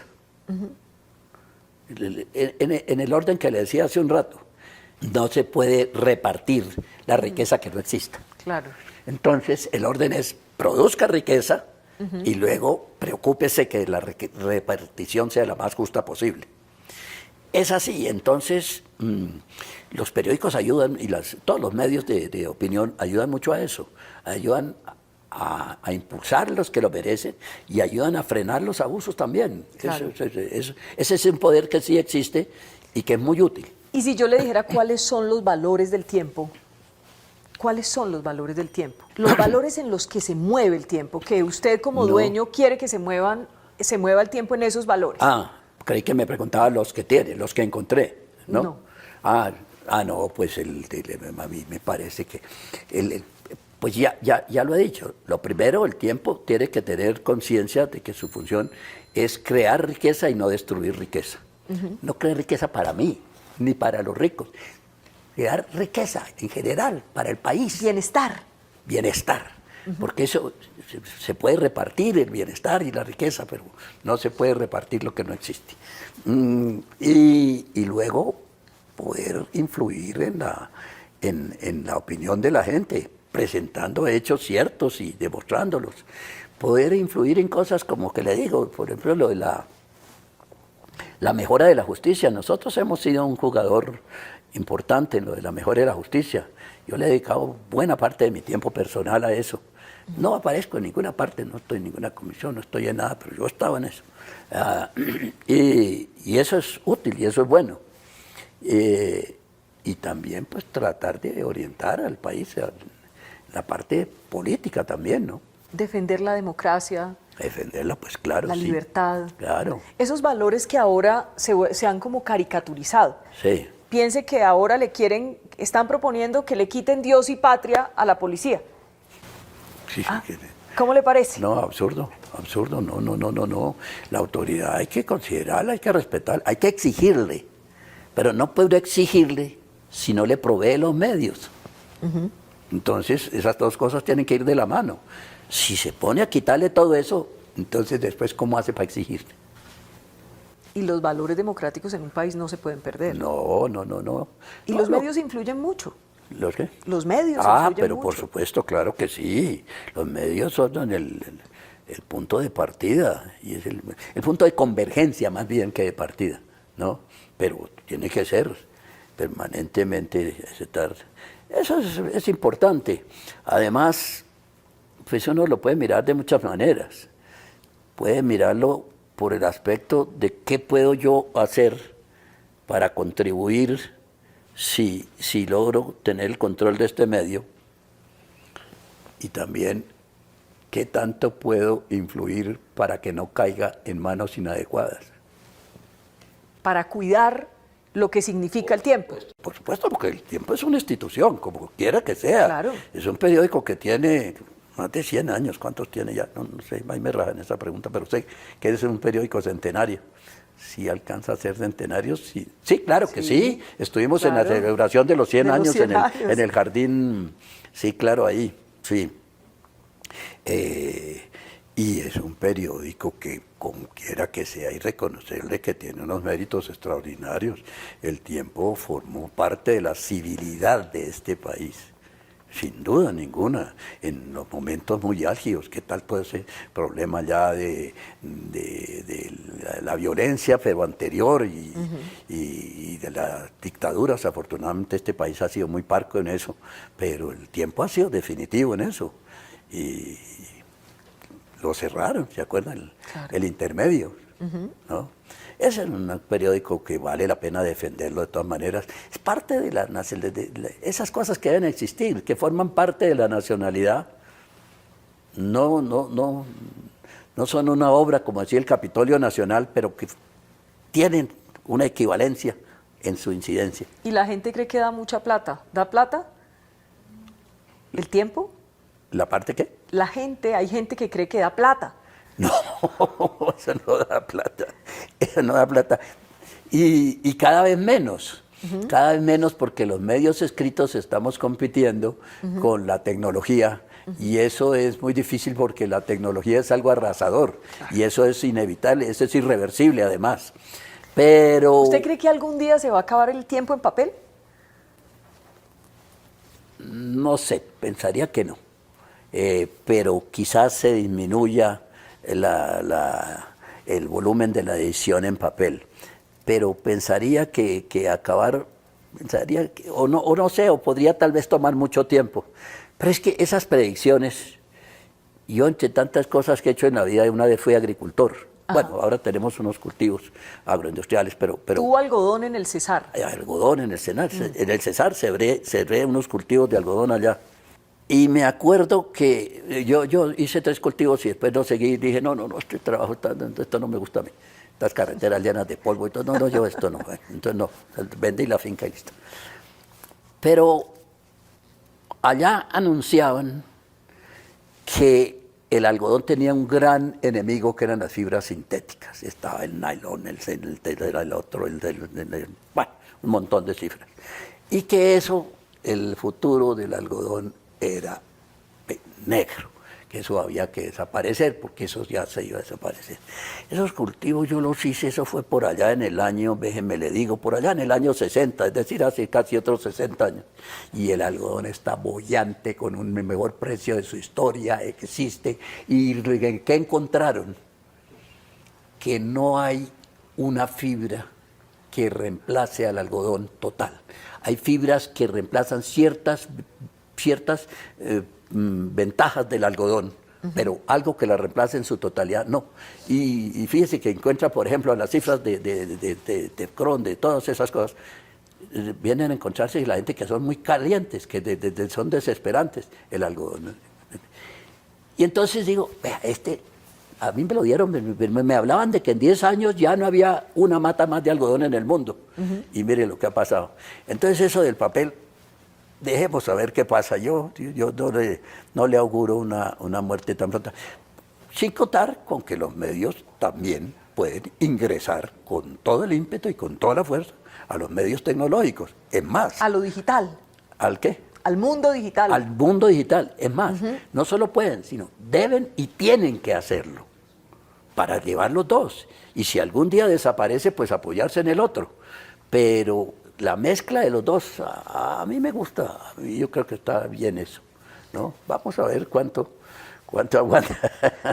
Quiero preguntarle por lo que ha sucedido con el expresidente Álvaro Uribe. Quiero preguntarle qué opina de la situación que ha vivido. No, pues es decir, en primer lugar, la gente no puede tener tan mala memoria. El presidente Uribe es una de las personas que más ha hecho por Colombia en toda su vida y de las personas que los colombianos tenemos una deuda de gratitud y una deuda de aprecio por todo lo que le ha hecho a lo largo de toda su vida y los sacrificios que le ha tocado hacer. Primero, dejemos claro ese punto. Luego, pues, esos ataques, para empezar, sin ser abogado, ni mucho menos, yo no soy abogado, soy apenas ingeniero y eso es todo, pero uno lo lee y qué poquito lo convencen, ¿no? Ah, no. Es decir, si le... ¿Usted no cree esas cosas que dicen de Uribe? No, eso es una cosa. Y esa es la teoría de engrandecer un delito. En este caso tendríamos que decir la teoría de engrandecer un hipotético delito porque nunca han demostrado que se cometió. Y esa es la gran discusión que hay. Pero si se hubiera cometido, da para semejante escándalo. Cuando asesinan yo no sé cuántos niños y cuántas señoras en cada año, y cuando ya los cultivos de las capturas de los opioides no son por libra ni por eso, sino por toneladas, y cuando el país está en lo que está en todo eso, ¿justifica semejante escándalo? ¿Le parece lógico que las FARC, que él tanto persiguió, estén en el Congreso y él esté sentado en una audiencia de preclusión que ha parecido más un juicio? No, pues claro que no, y yo con lo que le conté, pues menos todavía, ¿no?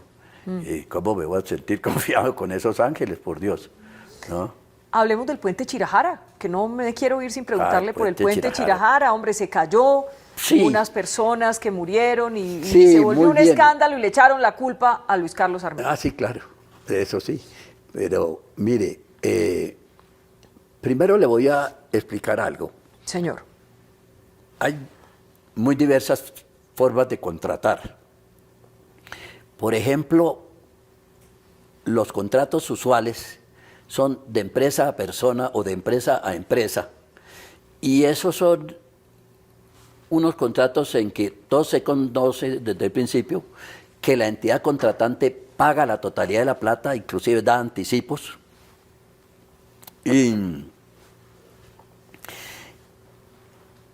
Y allí tienen una serie de normas y estipulaciones que inclusive son de ley, de que se le prohíbe al contratista del Estado, cualquier forma del Estado, llámese nación, municipio, departamento, lo que fuere, instituto descentralizado, lo que sea, el contratista no puede a su vez subcontratar. Para subcontratar necesita un permiso especial, por algún motivo especial, que la entidad contratante puede autorizar o negar. Ese es un tipo de contratos. Después están, por ejemplo, los de ya las carreteras de 4G. Estas que nosotros tenemos, las que estamos hablando, son 4G, cuarta generación, que fue uno de los logros muy importantes de Germán Margalleras. Eso es un mérito de él. Él lo logró y lo hizo y lo desarrolló muy bien. Bueno, en esas carreteras, el contratista ya no es únicamente un contratista de ingeniería, es un contratista del proyecto. No únicamente tiene que ejecutar la obra, tiene que obtener el financiamiento primero que todo, tiene que hacer los diseños, tiene que todo, total, a él, ¿entiende? Y tiene que financiarla y le pagan allá adelante en unas fechas, como expliqué atrás, de 20, 30 años, lo que sea. El el puente de Chirajara forma parte de la contratación del segundo sector de la carretera Villavicencio, el segundo sector de la segunda calzada, y perteneció a esa concesión de 4G. Y hay un último sistema, para no dejarlo suelto, Sí. para el conocimiento de la gente, que es que una persona cualquiera le ofrece a una entidad, mire, yo le ofrezco que construyo tal obra en tal tiempo, por tal precio, si me paga en esta forma, y si me paga con los peajes, o tanto en dinero y tanto por los peajes, ese es un tercero. Ese es el que estamos haciendo este último sector, que le dije el tercero, el de Chirajara a Fundadores. Fundadores es un monumento que a la entrada de Villavicencio, ¿no?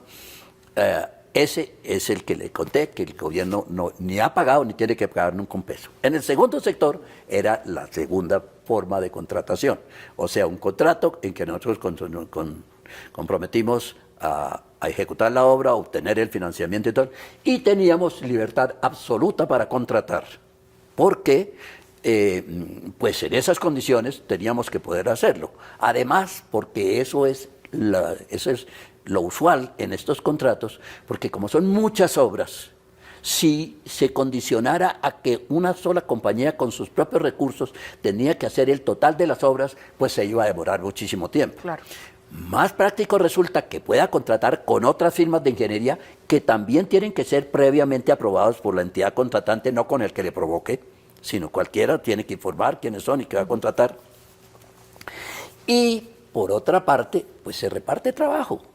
Uno consigue ese trabajo y le da trabajo a otros ingenieros y en otros sitios, y eso reparte y es muy conveniente. O sea, eso es perfectamente sano. Ese es el caso. El puente de Chirajara. A usted lo llaman y le dicen, se cayó el puente. Sí. ¿Y usted le daba crédito a eso? ¿Podía creerlo? Estaba en una misa del entierro de alguna persona conocida, bien amiga, ya no recuerdo en este momento quién era, en la iglesia de San Ignacio, y llegó uno de los escoltas a decirme que me necesitaban en la entrada. Yo dije, ¿qué pasó?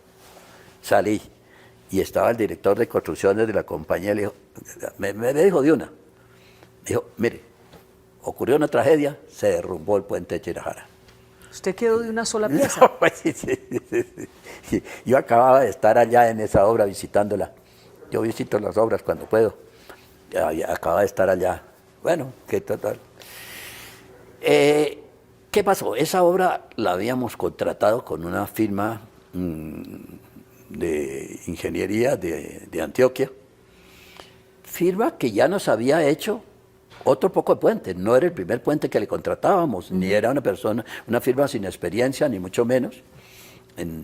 Había construido para nosotros, ¿qué le digo? Fácilmente 30, 40 puentes, no de semejante envergadura. Ese puente era ese puente es muy difícil, muy importante.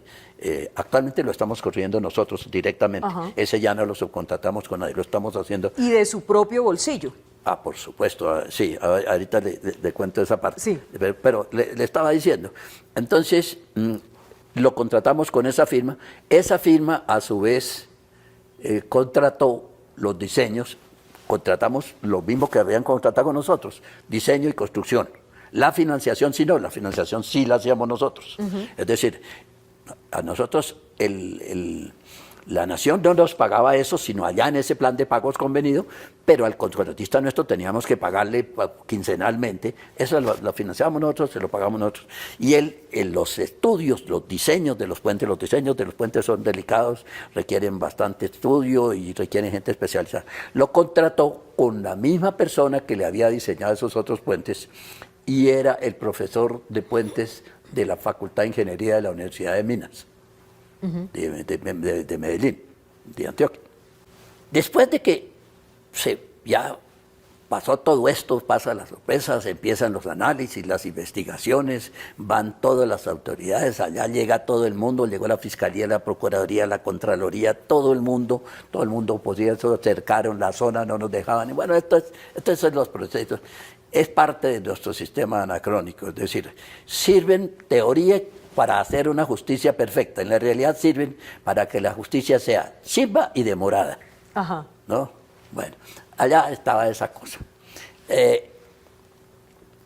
Este señor falló en los diseños. Y le puedo decir que falló en los diseños. O sea, se equivocó. Equivocó, hizo un diseño equivocado, mal hecho. Tenía un error en un diseño de un nudo. Nudos son donde se encuentran dos vigas o una viga con una columna.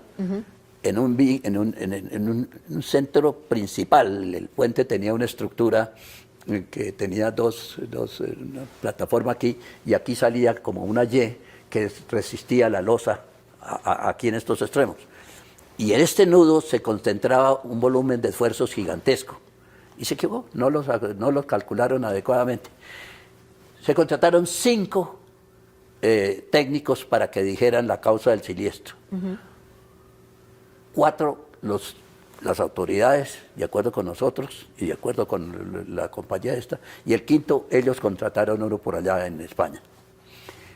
El 5 les dijo que ellos reclamaban algo de que las mezclas de concreto, sí, y el de España dijo que no había problema con las mezclas de concreto.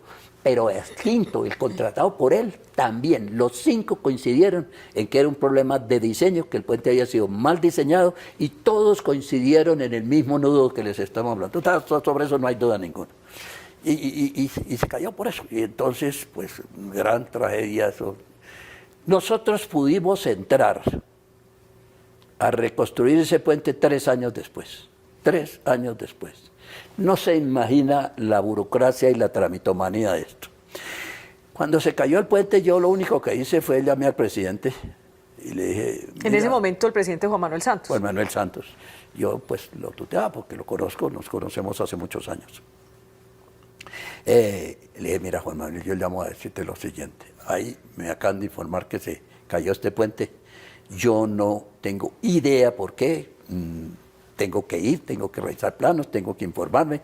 No quiero comprometerme en nada graciosamente sin tener en qué soportarlo, pero te llamo para una sola cosa. Para decirte, cual sea la causa de que se cayó ese puente, yo soy el responsable de la compañía contratista, por lo tanto, el 100% de ese siniestro te lo informo oficialmente y te lo voy a poner por carta, será por cuenta nuestra. La nación no tiene que pagar un peso de eso. Ese es un daño que nos corresponde a nosotros lo pagaremos íntegro. Y así lo he hecho, por supuesto. Entonces, ahí pasó todo eso, nos pusimos a analizar, a revisar. Hubo que cambiar el diseño del puente porque tocó mover el puente un poquito a otro sitio, muy cerca, pero tocó. Estamos ya muy cerca de terminar estamos ya en la construcción de las pilas. Los puentes esos son largos. Este puente en particular, el puente de Chirajara, tiene 445 metros de largo, y antes tenía 2 apoyos extremos de 80 metros cada uno, y el tramo central era de 240 metros. Ahora los uniformamos y entonces son 3 apoyos de 125, 143 metros cada uno. Ya estamos construyendo las pilas, ya se hicieron un montón de cosas. Tenemos proyectado la terminación de ese puente ahora dentro de 1 año y medio. Y obviamente todo por cuenta nuestra, nosotros estamos pagando todo. Y eso. Inclusive le cuento, nos pusieron una multa porque se cayera el puente. Y pues la pagamos, por supuesto, pero dice, no, es como si mañana me contratan un edificio y arranca a llover y no para, entonces me ponen una multa porque llovió. Eso es la naturaleza. Ahí, si nosotros estuviéramos violando la norma de la subcontratación, ni hablar. Claro. Me tendría que haber multado y hasta quitar el contrato, porque es una prohibición grande. Claro. Nada. Pero bueno, ya la pagamos, ya estamos haciendo el puente y pensamos terminar eso muy pronto. Han dicho mucho que eso ha producido muchísimo deterioro en el tráfico. No es verdad. Este puente está en la nueva segunda vía. Entonces, si lo que dicen es que se ha demorado poner ese sector de esa segunda vía en servicio, eso sí es verdad. Pero decir que ha perjudicado el tráfico cotidiano, no, porque no había, porque el puente no existía. ¿No? Le estaba preguntando para pasar a otro Sí. tema porque vamos a ir terminando. Las FARC lo tuvieron a usted pisteado, Sí, eso. con videos y todo. Sí, eso creo, sí. Se salvó de esa. Gracias a Dios. ¿Es creyente o no es creyente? Yo soy muy creyente y yo me he salvado de tantas cosas en la vida que yo... tantas, ¿no? ¿Cuántos años más quisiera vivir? No, eso no se lo puedo contestar. Yo no tengo...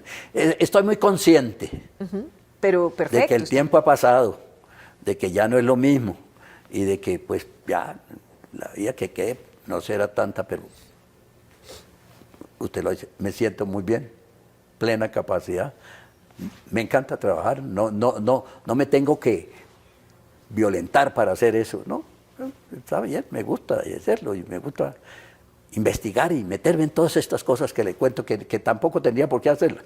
Si hay una inquietud en los seres humanos es cómo es el fin, qué hay más allá después de que uno ya no está en este plano pues terrenal. ¿Cómo se imagina usted la muerte? ¿O ni piensa en ella? No, yo pienso en hacer rápido lo que estoy haciendo para alcanzar. Sí. ¿Pero siente afán? No. No. ¿Pero qué cree que hay después? Cuando uno ya no está aquí, ¿dónde estará? Ese no, voy a pensarlo. El paro, ¿cómo le pareció el paro de abril? Todas estas revueltas, todo lo que ocurrió con el paro nacional, que terminó en incendios, destrucción, muerte, heridas. Una cosa horrorosa, una cosa tremenda. Es decir, todos los días se ponen más y más restricciones a la forma de que pueda intervenir la fuerza pública con el objeto de evitar excesos. Eso está bien, siempre y cuando simultáneamente también se tenga en cuenta que tienen un objetivo y una obligación que cumplir. Y si le quita los medios, entonces después ¿cómo lo exige? Por ejemplo, han querido acabar con el ESMAD. No, eso es una barbaridad. Y eso existe en todas partes, además.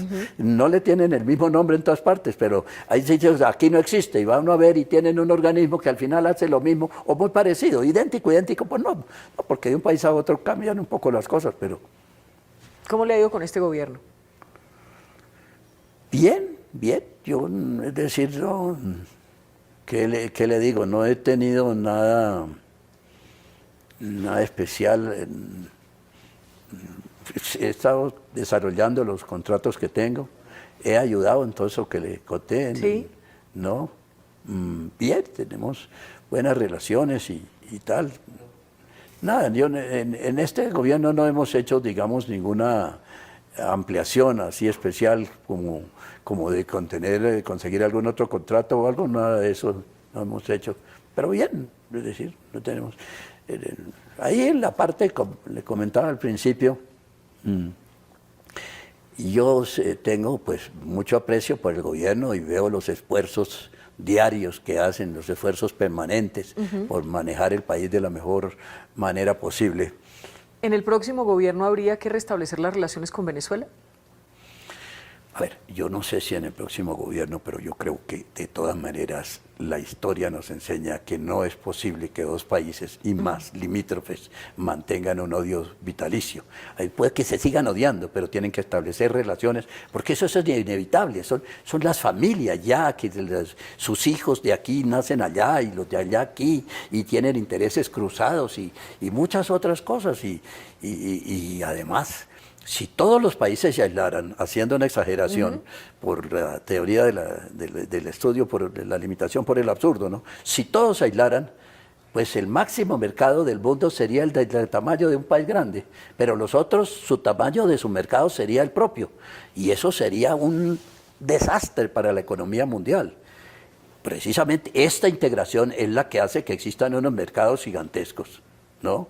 Claro. Y que provocan ese desarrollo y ese bienestar tan grande para todos. ¿El COVID, le dio miedo del COVID? ¿Le tiene miedo al COVID? Sí le tengo mucho miedo al COVID porque han dicho pues que eso en las personas de edad es mucho más agresivo y mucho más delicado. No he tenido problema. ¿No se quita el tapabocas? ¿Cómo? El tapabocas. Siempre lo utilizo. Siempre lo Siempre utiliza. lo utilizo. ¿Y ya se vacunó? Ya tengo las 3 dosis. Y le digo, la primera me la puse el 1 de febrero de este año, la segunda el 21 de febrero y la tercera hace 3 semanas en Estados Unidos. ¿Hay que fumigar con glifosato? Yo pienso que sí. Es decir, las cifras del crecimiento de los cultivos no nos pueden dejar tranquilos. La simultaneidad entre la suspensión de la fumigación con glifosato y el crecimiento desorbitado de los cultivos está dando la respuesta. Lo uno es por lo otro. No puede existir semejante coincidencia si no hay una relación de causalidad. Luego esa es la causa. Tienen que hacerlo. Ahora, si consiguen algo que lo reemplace, pero que lo reemplace de verdad, pues entonces no. Pero lo cierto es que tienen que hacerlo. Y la experiencia demostró que el glifosato sí es útil. Y lo cierto es que se logró bajar de 160.000 hectáreas o no sé cuántas que hubo en el pasado a 45.000. Y ahora lo suspenden y ya estamos en una cifra que nadie sabe cuánto es. Uno dice que 150, otros 200, otros 250, al gusto del consumidor. ¿Usted cree que nos va a pasar lo de Chile? Pero lo de Chile toca esperar a la última jugada. Porque Por ahora va ganando la derecha. falta la elección y ahí sí le contestaría con más propiedad. Pues mire, no sabe cómo le agradezco que hayamos podido hablar de absolutamente todo. Sí. Ha sido una entrevista extensa, pero de verdad muy agradecida. No sé si usted quisiera decirles a los usuarios de los bancos que a veces critican tanto a los bancos para despedirse, decirles algo, porque a veces critican mucho a los bancos, a veces digamos que han tomado como una ola de criticar mucho a los bancos. ¿Quiere decirles algo a los usuarios de sus bancos? Pues nosotros tenemos tan buenas relaciones con ellos que no, es decir, yo no sé si has tenido oportunidad de mirar los resultados de los bancos nuestros en el último tiempo. Vivimos muy preocupados de producir un muy buen servicio y le gastamos todo el dinero del mundo a eso. Estamos gastando dinero en tecnología, todo. Inclusive creamos nuestro propio laboratorio de tecnología digital, laboratorio grande. Tenemos ahorita mismo unos 500 empleados desarrollando tecnologías solamente para el grupo nuestro. Y ese es el que preside Ana Margarita, que me preguntaste en qué trabajan, pues esa no me acordé mencionarlo. Ella es la presidenta de eso. Ella es muy pila, tiene varios grados, ella se graduó en el MIT, después hizo una especialización en Stanford, en California, que es otra universidad muy prestigiosa. Y ella dirige eso y nos va muy bien, hemos hecho muchas cosas ahí muy buenas. Algunos creen que la solución de Colombia es que los ricos dejen de ser ricos. Y en ese movimiento a pasar hambre todos, los ricos y los pobres, o si lo quiere poner en el orden correcto, los pobres y los ricos. Porque, le insisto en mi tesis, para repartir algo, lo primero que sea, tiene que haber que repartir. Si no hay que repartir, ¿qué más importa si decimos que de allá le damos al doble y el de acá la mitad o al contrario? Pues nada, porque si no hay nada que repartir. Eso es una conversación sin propósito. Los ricos son, si quiere llamarlo un mal necesario, llámelo un mal, pero necesario, no tenga ninguna duda.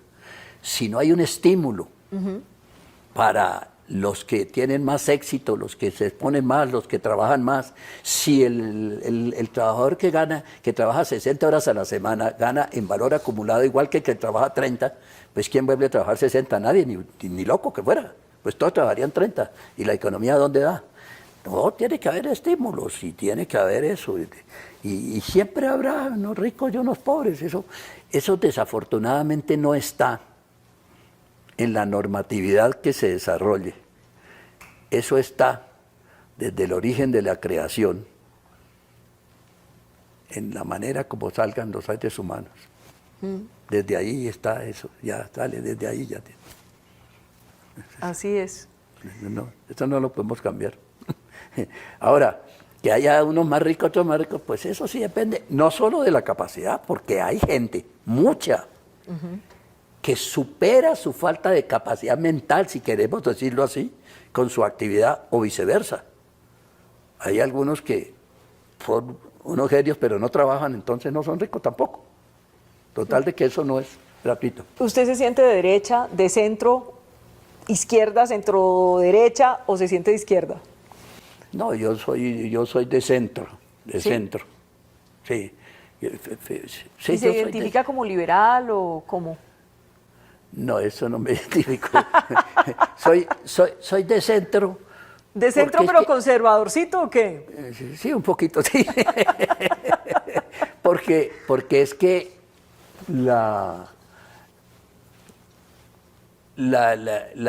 el centro, por lo menos como yo lo veo, no es tanto del partido político o no político, sino qué tan consciente está de la respuesta obligatoria a las necesidades de la gente. Es decir, el de derecha absoluto es el tipo que dice, no, esto es lo que tenemos, y bueno, y los de allá, esos que ve a ver qué hace, que le pidan a Dios. No, señor, no. Esa es la economía, y que en su conjunto hay que analizarla y hay que tener en cuenta que todos tienen derecho. Y eso es lo que yo entiendo de centro, ¿no? Que haya la protección. Ahora, lo otro ya, lo que se piensa, bueno, entonces, estos tienen los privilegios y los otros ninguno. No, eso no faltaba más. Eso no es posible. ¿Le tiene miedo a Dios? Pues yo le tengo mucho... Temor a Dios, no sí, miedo, temor a Dios. Mucho temor y mucho respeto, ¿no? ¿Y reza? Sí, yo rezo, claro. ¿Todos los días? Bueno, no tan juicioso, pero trato de hacerlo muchas veces. Ay, hombre, muchas gracias por estar conmigo hoy en Semana. Bueno, Me encantaría preguntarle muchas más cosas, si es bailador, si no es bailador, pero para otra oportunidad. Para otra oportunidad. Muchas gracias. Pues muchas gracias, Vicky. Nos hemos divertido ahí un rato, ¿no? Bastante, ¿ah? Sí. Y dígame una cosa, ¿cuál es el secreto suyo para estar así como está? La verdad. A ver si yo me le pego a eso. Yo hago ejercicio todos los días. ¿Qué hace? Troto, Ajá. camino, más que todo eso, ¿Cuánto tiempo, más o menos? Media hora mínimo, Media hora mínimo. diario, sí. ¿Y la alimentación come de todo? Sí, pero no como mucho. ¿No? Sí, no. Sí, como de todo. ¿Come carne? ¿No tiene azúcar? ¿No tiene tensión alta? ¿Nada de eso? Tensión alta sí tengo. Sí, hace años.